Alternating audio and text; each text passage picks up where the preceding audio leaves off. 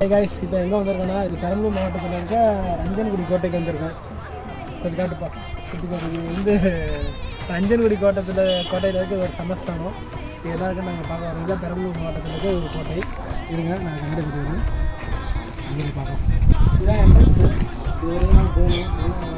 கேட்லாம் போட்டு வச்சுருக்கோம். என்ட்ரன்ஸ் தான் போகணும். இது வந்து அந்த காலத்தில் கட்டப்பட்டது, ஒரே கட்டில் கட்டப்பட்டது.